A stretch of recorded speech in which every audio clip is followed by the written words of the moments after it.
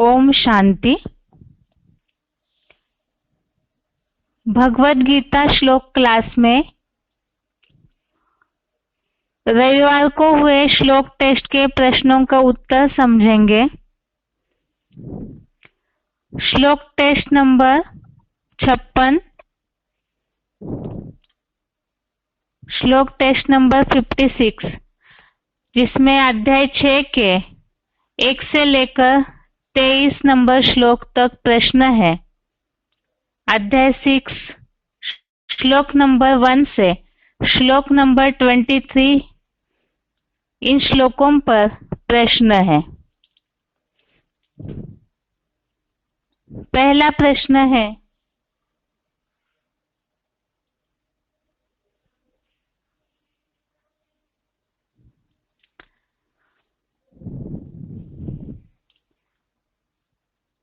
बेहद का संन्यास योगी कौन है? श्लोक नंबर पहला, श्लोक नंबर 1, इससे संबंधित प्रश्न है।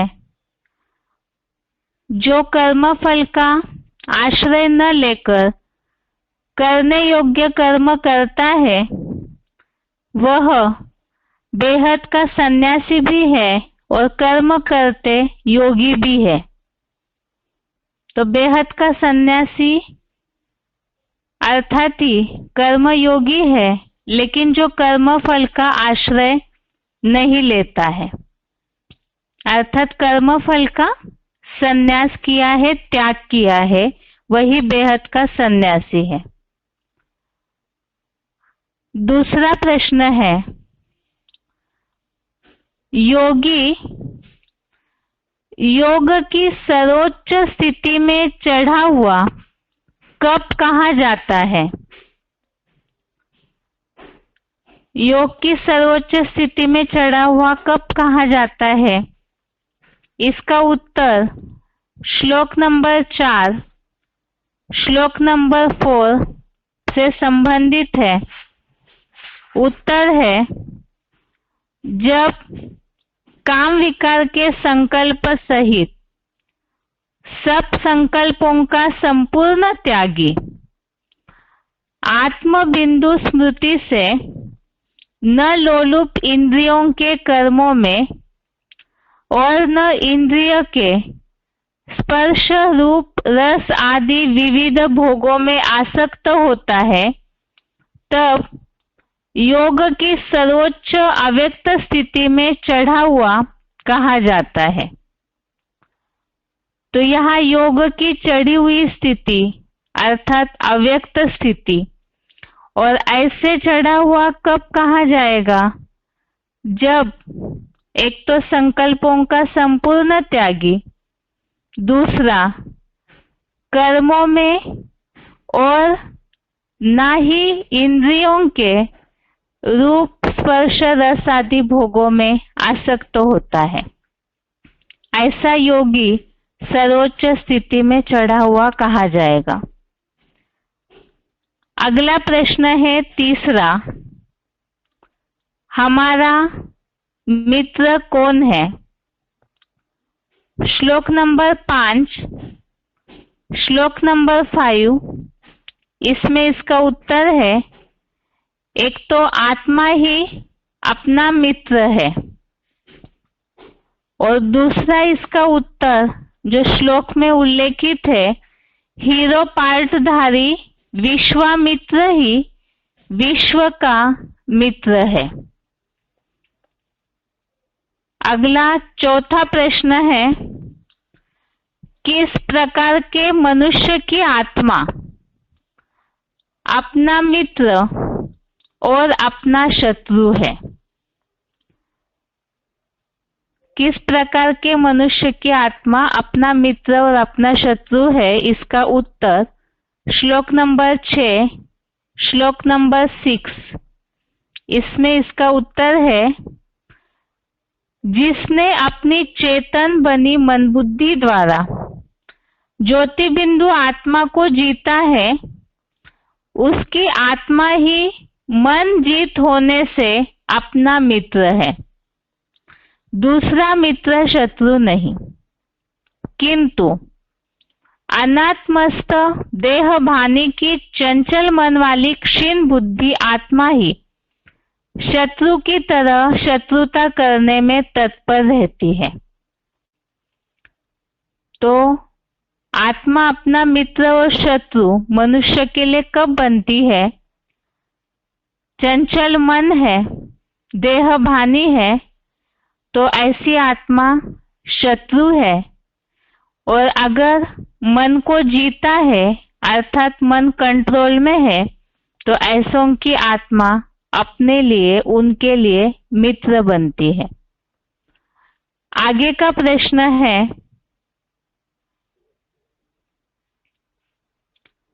पांचवा, योगनिष्ठ योगी किसे कहेंगे?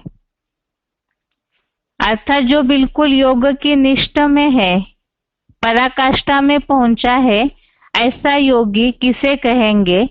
श्लोक नंबर 8, श्लोक नंबर 8, इसमें इसका उत्तर है, शिव के ज्ञान प्लस विशेष ज्ञान अर्थात योग से तृप्त आत्मा, परम ब्रह्म के ऊंचे शिखर पर स्थिर, विशेष कामेंद्रिय को भी जीतने वाला, मिट्टी, पत्थर, स्वर्ण आदि में समान भाव वाला योगी योगनिष्ठ है, ऐसे कहा जाता है।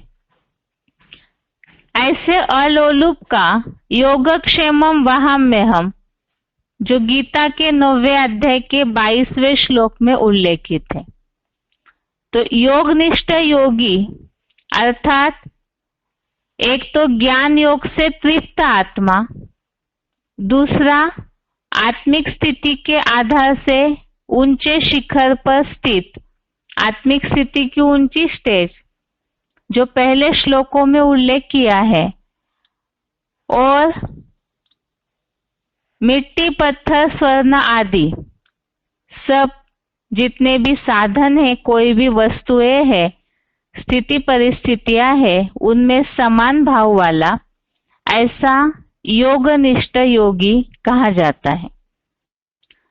अगला 6वां प्रश्न है, किन प्रकार की आत्माओं में समान बुद्धि वाला विशेष माना गया है? श्लोक नंबर 9, श्लोक नंबर 9, इसमें उनके लक्षण बताए, स्नेही, मित्र, शत्रु, उदासीन, मध्यस्थ, द्वेषी व बंधुजनों में, इंद्रियों की साधना करता साधु और पापियों में भी समान बुद्धि वाला विशेष माना गया है। अर्थात हर व्यक्ति के प्रति समान भावना, पक्षपात वाली भावना या ऊंच नीच वाली भावना न हो, ऐसा विशेष माना गया है। अगला 7वां प्रश्न है, किस प्रकार की आत्मा निरंतर परमात्मा से योग लगाए? श्लोक नंबर 10, श्लोक नंबर 10, इसमें उत्तर है, चंचल मन व निर्णायक बुद्धि का वश करता, आशाहीन, असंग्रही योगी अकेला एकांत स्थान में स्थित हुआ निरंतर परमात्मा से योग लगाए। तो परमात्मा से निरंतर योग लगाने के लिए ये सारे लक्षणों को धारण करने के लिए बताया। एक तो मन बुद्धि की कंट्रोलिंग पावर, आशाहीन, असंग्रही और अकेला एकांत स्थान में स्थित। अगला प्रश्न है 8वां, आत्मा की विशेष शुद्धि हेतु क्या प्रक्रिया बताई है? श्लोक नंबर 11, 12, श्लोक नंबर 11, 12, इसमें इसका उत्तर है, ज्योति बिंदु आत्मा की विशेष शुद्धि हेतु पवित्र स्थान में सूत से बने वस्त्र सहित मृग चर्म पवित्र कुशा घास पर बिछाए, न अति नीचे गर्त में न अति ऊंचे स्थान पर अभ्यास पूर्वक अपना स्थिर आसन जमा कर उस आसन पर निश्चिंत हो बैठकर मन को भ्रूमध्य आत्मस्टार में एकाग्र करके विशेष कर्मयोगी ब्राह्मण इस प्रकार चित्त इंद्रिय क्रिया का वश करता एकमात्र अर्जुन रथ व्यापी शिव से योग लगाए। तो यहाँ आत्मा की शुद्धि हेतु विशेष बातें बताई है कि किस तरह से आत्मा को शुद्ध करते समय, योग लगाते समय किन बातों का ध्यान रखना है। आगे का 9वां प्रश्न है, योग लगाने की क्या विधि गीता में बताई है? अर्थात याद करते समय कैसी पोजीशन, कैसी स्थिति में बैठना है और मन बुद्धि की कैसी स्थिति होनी चाहिए, शरीर की कैसी स्थिति होनी चाहिए। इसका उत्तर श्लोक नंबर 13, 14, श्लोक नंबर 13, 14 में योग लगाने की विधि का उत्तर है, स्थिर हुआ संन्यास योगी शरीर सिर गर्दन को एक सीध में अड़ोल रखते हुए और अपनी भ्रुकुटी मध्य में बुद्धि नेत्र से नासिकाग्र में संपूर्ण खुली आंखों द्वारा अपलक हुआ निश्चल मन से दिशाओं को न देखता हुआ प्रशांत चित्त हुआ निर्भय और बलवती दृढ़ता से काम जीते इच्छा से ब्रह्मचर्य व्रत में स्थिर हुआ मन एकाग्र करके मेरे में चित्त सहित आश्रित हो अव्यभिचारी इंद्रियों द्वारा बाबा से योग लगाए। तो इसमें आंखों की स्थिति बताई और शरीर की स्थिति बताई कि अडोल बैठना है, नासिकाग्र में आंखों को एकाग्र करना और बुद्धि नेत्र भ्रुकुटी में बुद्धि एकाग्र हो और मन एकाग्र हो। आगे है 10वां प्रश्न, निर्वाण धाम की परम शांति को कौन प्राप्त कर पाता है? श्लोक नंबर 15, श्लोक नंबर 15, इसमें इसका उत्तर है जो कि पहले के श्लोकों में योग लगाने की विधि बताई है और मन को कंट्रोल करने का महत्व बताया है। उस आधार से ही ऐसे जो योगी बनते हैं उनको क्या प्राप्त होता है उसका उल्लेख श्लोक नंबर 15 में है। निर्वाण धाम की परम शांति को कौन प्राप्त कर सकता है? नियमित मन वाला नेमिनाथ संन्यास योगी।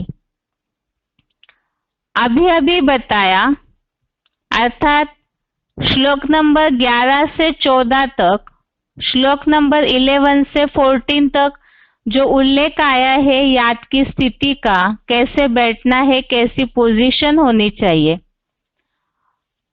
तो ऐसे सदैव ज्योति बिंदु रूप सूक्ष्म अणु आत्मा को मुझे शिव ज्योति में जोड़ता हुआ मेरे में स्थित सदा असीम निर्वाण धाम की परम शांति को नंबरवार पुरुषार्थ अनुसार अति शीघ्र ही पा लेता है।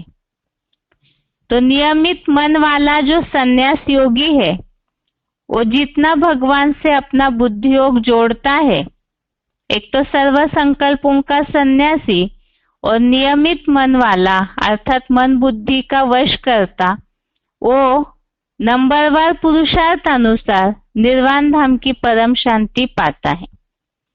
अगला प्रश्न है 11वां, गीता के अनुसार किस प्रकार की आत्माओं का योग नहीं लगता है?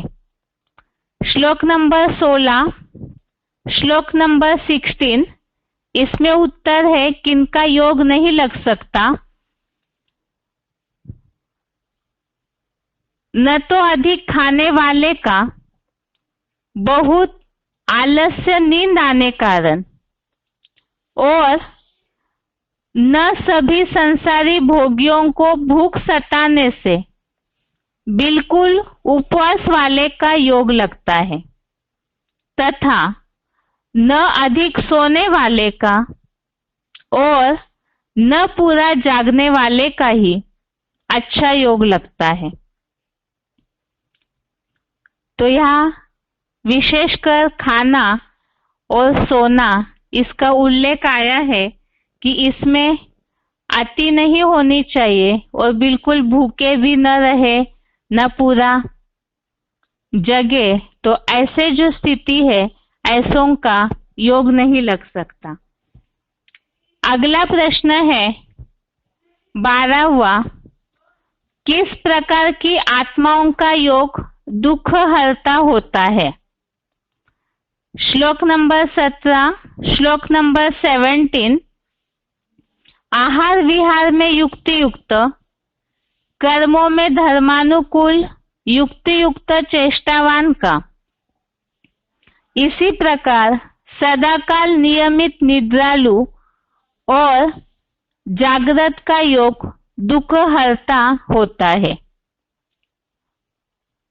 तो योग दुखों को हरने वाला तभी हो सकता है जब नियमित निद्रालु और जागृत और साथ में आहार विहार में युक्ति युक्त, कर्मों में भी धर्मानुकूल युक्ति युक्त हो। अगला प्रश्न है 13वां, आत्मा सहज राजयोग युक्त कब कही जाती है? श्लोक नंबर 18, श्लोक नंबर 18, आत्मा सहज राजयोग युक्त कब कही जाएगी? जब विशेषतः मन सहित 10 इंद्रियों द्वारा संयमित चित्त ज्योति बिंदु आत्मा में ही भली भांति स्थिर हो जाता है, तब सब प्रकार की श्रेष्ठ या निष्कृष्ट सांसारिक कामनाओं से बिल्कुल इच्छाहीन हुआ सहज राजयोग युक्त सन्यासी या कर्मयोगी ऐसे कहा जाता है। तो ऐसा योग युक्त वही होगा जो इच्छा मात्रम अविद्या होगा और मन बुद्धि बिल्कुल संयमित होगी। 14वां प्रश्न है, सहज राजयोग की परिभाषा क्या है? श्लोक नंबर 23, श्लोक नंबर 23, इसमें इसका उत्तर है दुखों की प्राप्ति से दूर करने वाले उस अतीन्द्रिय सुख को ही सहज राजयोग कहा गया है।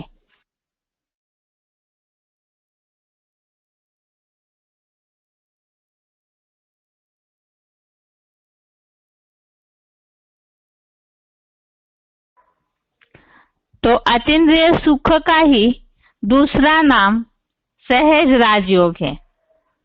अगला प्रश्न है 15वां,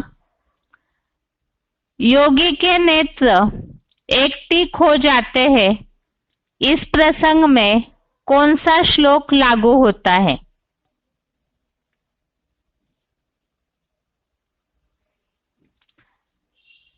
यह श्लोक में उल्लेख जहां आया हुआ है कि कैसे भी तूफान आए लेकिन आत्मिक स्थिति में स्थिर रहना है, जो उल्लेख आया हुआ है निर्वात स्थान में जैसे दीपक की लौ हिलती नहीं है, तो इसी तरह से ही आत्मिक स्थिति में इतना एकाग्र होता है योगी।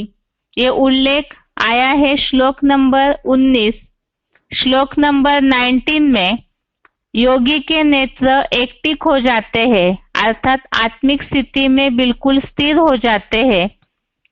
यथा दीपो निवातस्तो नेंगते सोपमा स्मृता योगिनो यत चित्तस्य युञ्जतो योगमात्मनः। अगला प्रश्न है 16वां, डिप्रेशन या मानसिक तनाव की बीमारी से निकलने का उपाय किस श्लोक में है?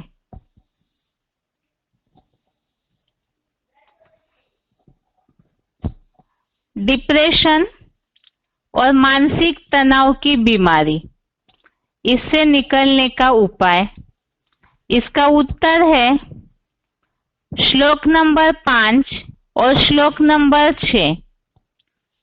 श्लोक नंबर 5 और श्लोक नंबर 6, इसमें इसका उत्तर है डिप्रेशन और मानसिक तनाव ये बीमारियां निर्माण होने का मूल कारण है मन बुद्धि का भटकना, और ऐसी स्थिति वाले मनुष्यों की ये स्थिति होती है कि वो मन को कंट्रोल नहीं कर पाते हैं और तभी ही कुछ न कुछ इस तरह से गिरने की स्थिति तक पहुंच जाते हैं या तो डिप्रेशन में चले जाते हैं। और इसका उपाय है मन और बुद्धि को कंट्रोल में रखना, संयमित करना। इसी के लिए ही 5वें श्लोक में जिस तरह उल्लेख आया हुआ है, अपने मन बुद्धि द्वारा ज्योति बिंदु आत्मा को ऊंची स्थिति के हीरो में ले जाए, आत्मा को भ्रष्ट इंद्रियों की अधोगति में न जाने दे, क्योंकि ज्योति बिंदु आत्मा ही अपना सदाकाल सहयोगी मित्र है, आत्मा ही अपना शत्रु है। जीवात्मा अपना ही मित्र है और अपना ही शत्रु है, जो कि मुरली में उल्लेख है 21-3-67, मुरली डेट 21 मार्च 1967।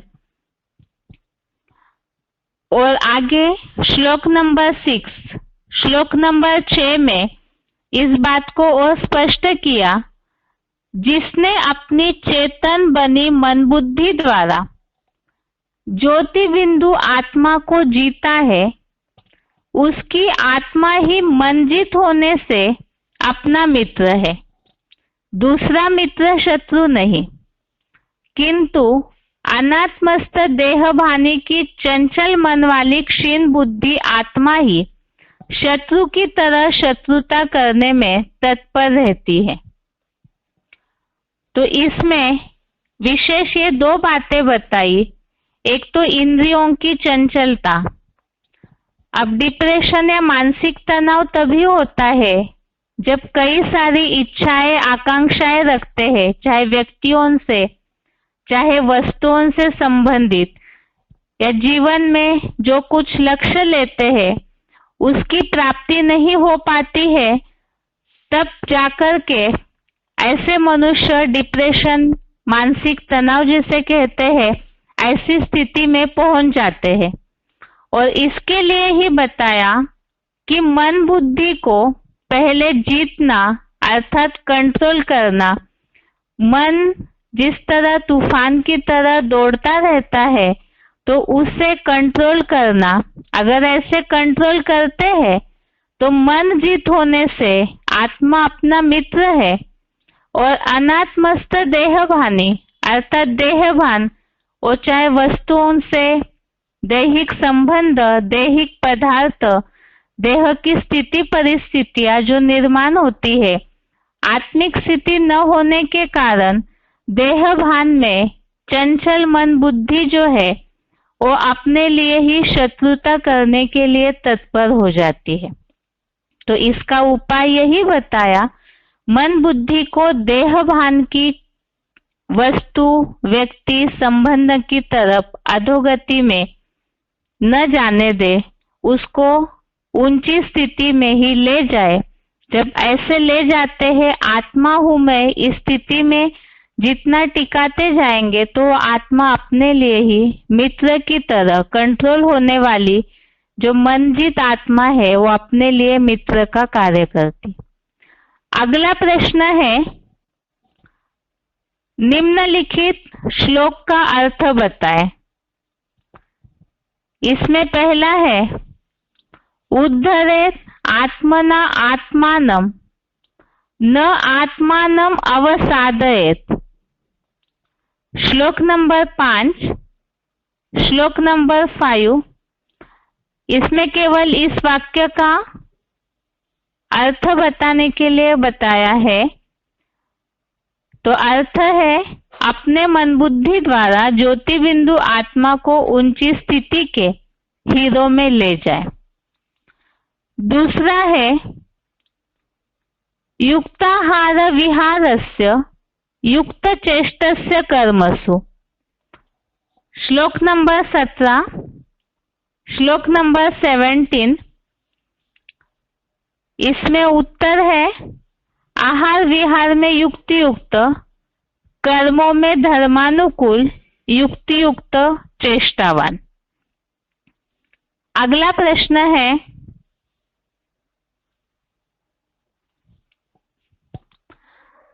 रिक्त स्थानों की पूर्ति करें। इसमें पहला प्रश्न है, यथा दीपो डैश न इंगते सोपमा स्मृता। इसमें रिक्त स्थान का उत्तर है निवातस्तो। श्लोक नंबर 19, इसमें से आधा वाक्य लिया हुआ था श्लोक का। एक बार वाक्य उत्तर सहित पढ़ते हैं, यथा दीपो निवातस्तो नेंगते सोपमा स्मृता। दूसरा प्रश्न है, डैश परम शांत बिंदु बने पुरुष की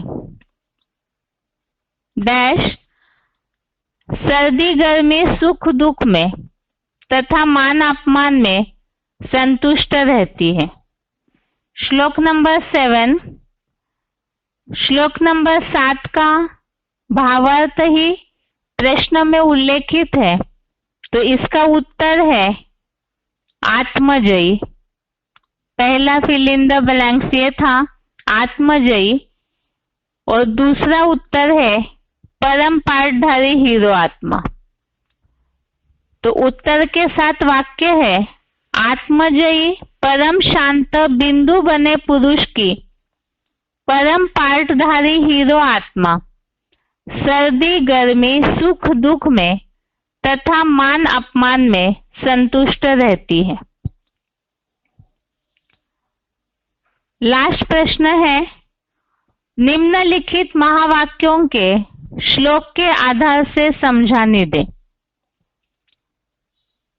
इसमें एक ही प्रश्न है, मुरली तारीख है 29 जून 1970, मुरली डेट 29 जून 1970, खाना भी बहुत कम, जास्ती हवस न होनी चाहिए, याद में रहने वालों का भोजन भी बहुत सूक्ष्म होता है। श्लोक नंबर 16, श्लोक नंबर 16, इसमें जो उल्लेख आया हुआ है इसका भावार्थ देखते हैं। न तो अधिक खाने वाले का बहुत आलस्य और नींद आने कारण, और न सभी संसारी भोगियों को भूख सताने से बिल्कुल उपवास वाले का योग लगता है, न अधिक सोने वाले का और न पूरा जागने वाले का ही अच्छा योग लगता है। तो इसमें जो मुरली में बताया है कि हवस नहीं होनी चाहिए, क्योंकि योगियों का जो भोजन है वो सूक्ष्म होता है, तो अधिक खाते हैं तो भी योग नहीं लगेगा, पूरा उपवास रखते हैं तो भी योग नहीं लगेगा। इस तरह से श्लोक टेस्ट नंबर 56, श्लोक टेस्ट नंबर 56, इसके सारे प्रश्नों के उत्तर यहाँ पूरे हुए हैं। इस हफ्ते में अध्याय 6 के केवल 2 ही श्लोक बाकी है, जो कि अगले 2 दिनों में पूरे लिए जाएंगे, और उसके बाद अध्याय 6 का बचा हुआ श्लोकों का श्लोक नंबर 24 से श्लोक नंबर 47 तक श्लोकों का सार और अध्याय 6 के आधार से श्लोकों के आधार से समस्याओं का समाधान।